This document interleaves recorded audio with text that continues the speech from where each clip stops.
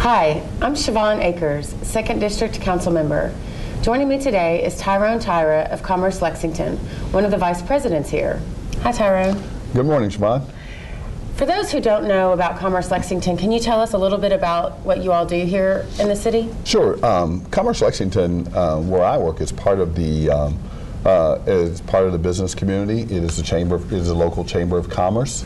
And I think people understand that membership and what that entails.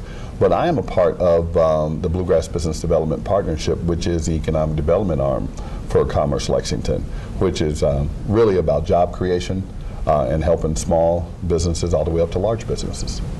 And speaking of small businesses, I know that your focus is on community and minority business development. Correct. So tell me a little bit about how many minority businesses are engaged with Commerce Lexington or our members. And well, you know, there are about 75 businesses that are members of as a minority business here at Commerce that are members, and you know, we work with all businesses that come through our loan program, but specifically for minority businesses, we're really about growth and sustainability.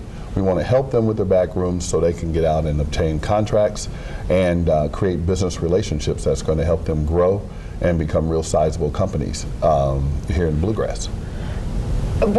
How is a minority business defined specifically? For us, it is an ethnic minority business. So, okay, you know, if you're of an ethnic background, I think that that is how this program was started, and that's how we work. But I really want to be clear. We assist women-owned businesses. You know, we'll assist you know, any definition of business that you can imagine, because we have a great loan program called the Access Loan Program, and we also have many programs that are with the partnership with UK, the Small Business Development Center, and our overall economic development and job development arm. And so that's the resources you all provide, are those partnerships with UK. Yes. And the loan program, right, and just general support, mentoring. Y'all do a lot of networking events and mentoring with other businesses. We correct? Really do. I think that you know, you have to say that Commerce Lexington is the center of business activity here in Fayette County and the Bluegrass. We're about assisting ourselves and others in creating jobs here in the area. So yes, I think that we offer a lot for any business, but specifically my role as assisting minority businesses, we want to help those individuals and those companies look at ways to grow, maybe give them new ideas with the partnership.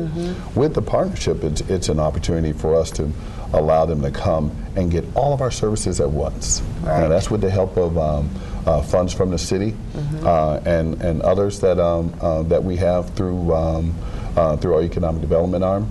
We're allowed to, by co-locating, person comes in, and no matter how small or how large, we're able to just work with individuals and work with large companies right here all as one. So if you need a loan, if you're looking at technical businesses that look at SBIR grants and they need matching funds, if you come through the UK Center for Innovation and Creativity, there's another area.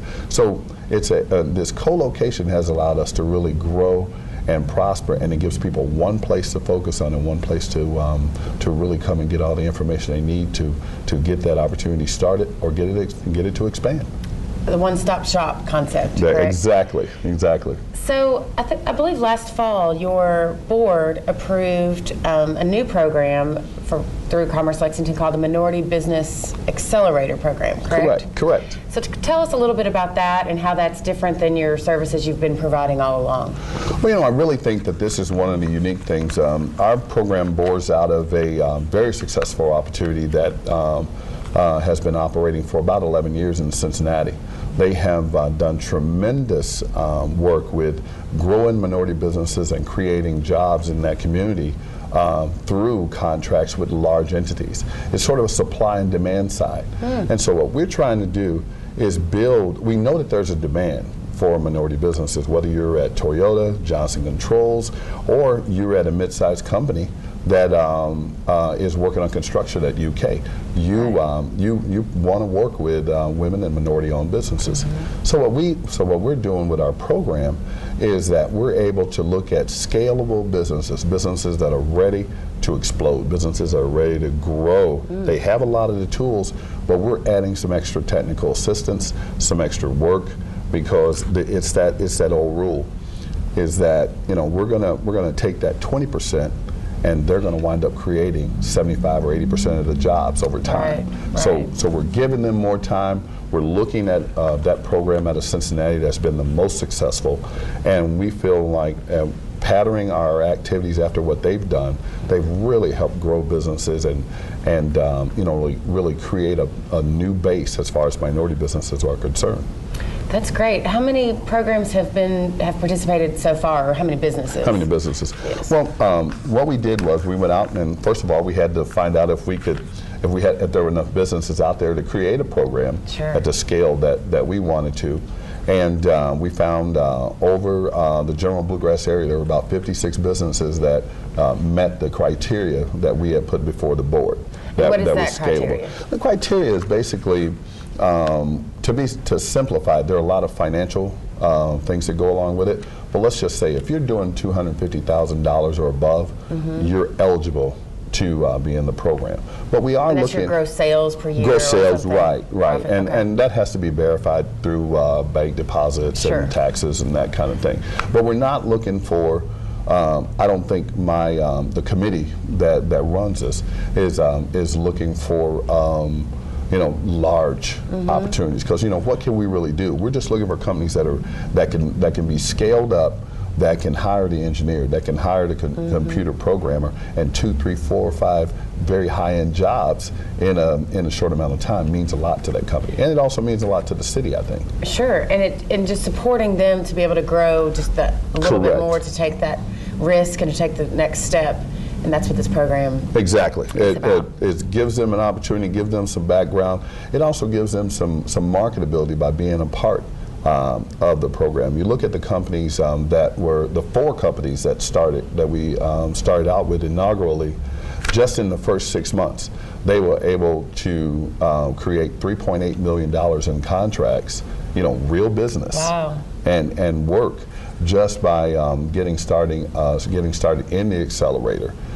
With companies, and so we do a recruitment on 2 sides. We're recruiting companies and large entities that would help everything from LFUCG to a large company. Yes, Lexmark, large companies, and then we're looking at people on the supply side. Whether you're computer tech, engineering, consulting, if you're an aggressive construction company, we're looking at those businesses that are going to be able to really help. We even have, a very sizable window cleaning company that's part of the deal. So we're looking at businesses that have potential to hire people at all levels and create jobs. That's great, great. And when did it actually kick off? I know it was approved by the board in the fall, but it started... It actually it was approved by the board in the spring. Okay. And we kicked it off June 5th here at the Chamber, had a press conference, and we launched at that time with a contract with D. McGinnis and his group. And National Diversity Solutions. Yes. And him and his group had a contract with the UK with their dormitories. So that was the kickoff. So we had the University of Kentucky, which is a big part of the program, and we had a company that had already achieved the contract, and Messer Construction here, to talk about the details of that. So you think of the large entities, think of somebody like Messer, of course the University of Kentucky, being the part of the inaugural kickoff. I thought that was a great way for us to start. And is there a time limit to this program, or is it just ongoing? It really isn't. It isn't an incubator, so we're it's not like get you to a certain level and move you out. What we're trying to do, like for this year, we plan in the spring to add 2 more companies that are coming on board to be part of the program. We've also hired a consultant that is going to work with us to move the original companies and the 2 new ones forward. And so we're having meetings on a regular basis that way to kind of sit down with them. There are individual meetings as well as group meetings where we get together, and you need to talk about, okay, just because we're padding our program after the program in Cincinnati on a technical basis, there are unique things that are going on in the bluegrass, right, and we need to know how to position the businesses for those unique things and opportunities that are here. Specific to Lexington, yes, and the indeed. Workers and the jobs. And exactly. Companies here. Well, we don't mind stealing the technical information from Cincinnati, but we want this to be a Lexington and a bluegrass program. Sure. Okay. Well, Tyrone, thank you so much. I think it's been very informative. If you would like to know more information or to participate in the program, how can people get in touch? Well, again, my name is Tyrone, Tyra, and you can get in touch with me by calling 859-226-1625, or you can email me at tyra@commercelexington.com. Be more than happy to help you. Is there a website where people could get more information? Yes, it's called locateinlexington.com. Great. Thank you so much. Thank you. Thanks for having me.